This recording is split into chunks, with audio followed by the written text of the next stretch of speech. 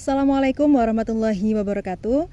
Kami dari kelompok 7 kelas kewarganegaraan 12 ingin menyampaikan presentasi tentang harmoni hak dan kewajiban. Bersama kami, saya Citra Dwi Lestari dengan NIM 241710101006. Saya Indah Putri Nabila dengan NIM 241810101074. Saya Alimah Thayyibah dengan NIM 241510501020.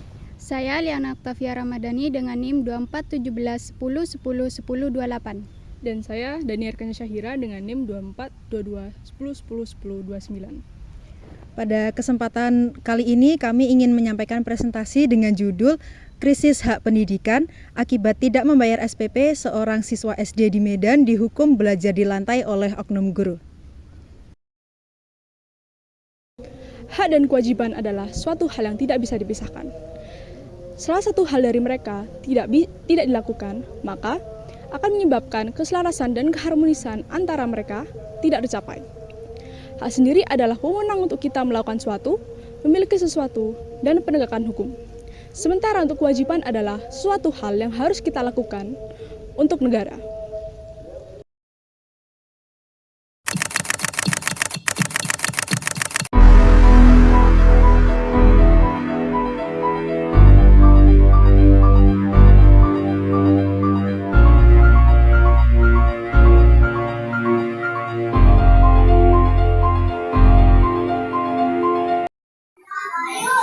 Gini loh Bu, dia disorain dari tadi di luar saya datang. Bu, ambil rapot Mesa duduk di bawah, dia nangis loh Bu. Dia nangis, mau pergi sekolah dia nangis. Mama, Mesa malu duduk di bawah. Gimana sih perasaan ibu anak kayak gini tuh harus tanggung malu Bu. Saya bilang Mama belum punya duit, nak sabar ya. Tapi Mesa disuruh belajar bawah, nggak usah Bu. Pada beberapa waktu lalu, video siswa belajar di lantai ramai dibicarakan di media sosial dan memicu kecaman dari masyarakat. Kasus ini terjadi pada awal bulan Januari tahun 2025 di sebuah SD swasta Abdi Sukma yang terletak di Jalan STM Kota Medan. Seorang siswa kelas 4 SD bernama Mahesa Iskandar dihukum duduk di lantai selama berjam-jam saat jam pelajaran sejak tanggal 6 hingga 8 Januari 2025 dikarenakan menunggak SPP selama 3 bulan senilai Rp180.000. Hukuman tersebut diberikan oleh wali kelas bernama Haryati karena siswa belum melunasi SPP dan belum mengambil raport, sehingga siswa tersebut disuruh belajar di lantai di depan kelas. Terkait tunggakan SPP tersebut, sebenarnya Mahesa merupakan penerima PIP atau Program Indonesia Pintar sejak tahun 2022 sampai 2024. Namun, dana PIP tahun 2024 belum cair sehingga orang tua Mahesa mengalami kesulitan dalam pembayaran SPP tepat waktu. Hak siswa yaitu mendapatkan perlakuan yang adil, tidak diskriminatif, dan memperoleh pendidikan secara layak tanpa diperlukan atau dihukum secara tidak pantas. Hak ini berkaitan dalam Undang-Undang Nomor 23 Tahun 2002 Pasal 54 yang menjelaskan bahwa anak di dalam dan di lingkungan sekolah memiliki hak untuk dilindungi dari tindakan kekerasan. Hak ini meliputi perlindungan dari tindakan kekerasan yang dilakukan oleh guru, pengelola sekolah, dan teman-teman sekolah.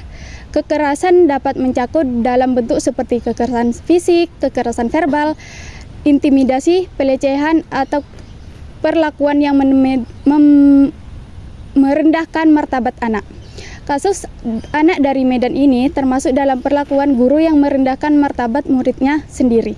Kewajiban siswa atau orang tua yaitu yang pertama membayar SPP sebagai sebagian dari kewajiban finansial kepada sekolah.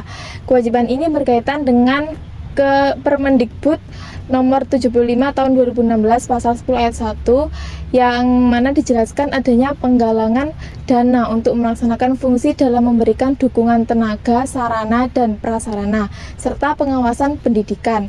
Maka dari itu, siswa atau orang tua siswa wajib membayar SPP sekolah demi mendukung tenaga, sarana, dan prasarana serta pengawasan pendidikan. Menanggapi kasus tersebut, menurut keterangan kepala sekolah dan juga pemilik yayasan, kejadian ini dipicu oleh adanya miskomunikasi antara wali kelas dengan pihak sekolah. Perlakuan kurang mengenakan terhadap siswa untuk belajar di lantai ternyata merupakan inisiatif guru tanpa berkompromi dan tanpa persetujuan dari pihak sekolah. Haryati menganggap bahwa siswa tidak bisa mengikuti pembelajaran jika belum membayar SPP. Namun, pada kenyataannya, yayasan tersebut tidak memiliki peraturan yang demikian, sehingga peraturan guru Haryati tersebut termasuk pada pelanggaran kewenangan. Padahal, siswa seharusnya tidak merasakan dampak secara langsung akibat tidak membayar SPP oleh orang tuanya. Menanggapi kasus guru SD Medan yang menghukum siswa duduk di lantai karena menunggak SPP, Kepala Yayasan pemberian skorsing sebagai sanksi kepada Haryati dalam waktu yang belum ditentukan. Selain itu, ia juga memberikan teguran kepada kepala sekolah karena telah lalai dalam menjalankan visi dan misi sekolah. Adapun pengadaan mediasi antara wali murid Mahesha dan Haryati yang berujung permintaan maaf Haryati kepada wali murid. Kasus anak dari Medan ini dapat dicegah dengan cara perbaikan sistem pendidikan yang mengharuskan untuk memisahkan urusan administrasi dan proses belajar mengajar. Sudah seharusnya sebuah sekolah juga mempunyai SOP untuk menangani masalah SPP. Selain dari pihak sekolah, kementerian juga harus mengeluarkan aturan yang melarang segala bentuk hukuman berbasis ekonomi terhadap siswa. Regulasi ini juga harus mencakup sanksi yang jelas bagi pendidik maupun institusi pendidikan yang terbukti melanggar. Selanjutnya, pembinaan untuk guru agar paham tentang etika pendidikan dan manajemen konflik. Dan harus dilakukan agar guru paham serta dapat menjadi contoh yang baik bagi siswa-siswanya.